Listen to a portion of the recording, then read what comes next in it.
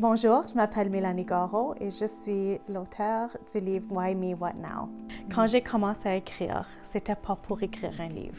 J'ai commencé à écrire après une deuxième tragédie dans notre communauté. La première est arrivée en 2015. J'ai un élève qui est mort par suicide juste à l'extérieur de l'école.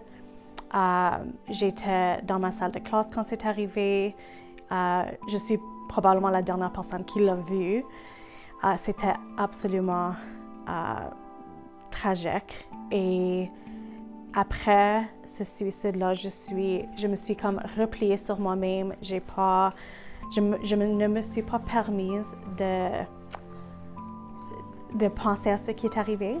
Je suis devenue comme un peu hyper concentrée sur mes autres élèves et comment ils allaient. Alors, je remarquais beaucoup de ce qu'ils disaient, ce qu'ils ne disaient pas, ce qu'ils me montraient par leur langage non verbal.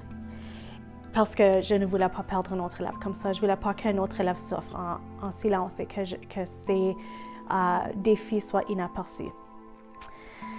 C'était pas une façon santé de comme gérer ce qui est arrivé. Je me suis rendu compte quelques années plus tard.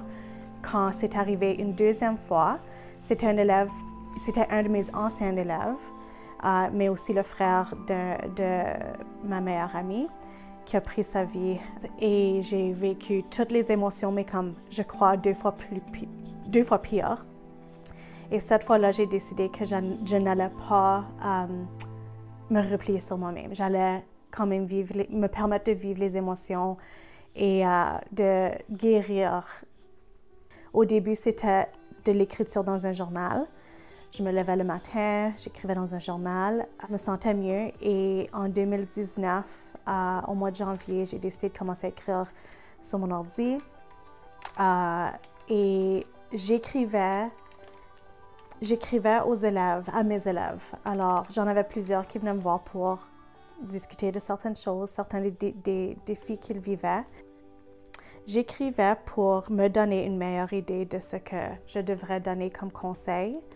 À la fin de 2019, j'avais plus de 55 000 mots, qui est à peu près la grandeur d'un livre pour adolescents. Et j'entendais cette voix qui me disait que je devais publier ce livre. Et cette voix, j'essaie de l'ignorer parce que ce n'était pas mon intention. Et je suis une personne assez réservée. Donc, l'idée de publier un livre était épeurant.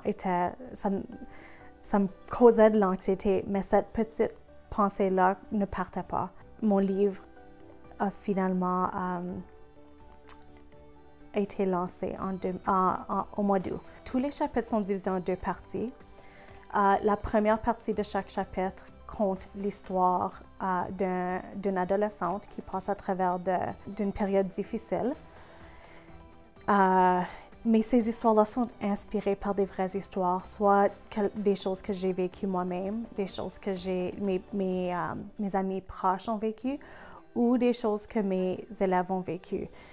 Mais c'était très important pour moi que le livre ne soit pas un guide. Et les parents sont là pour les guider, les enseignants sont là pour les guider, mais on est toujours en train de leur dire quoi faire, comment faire.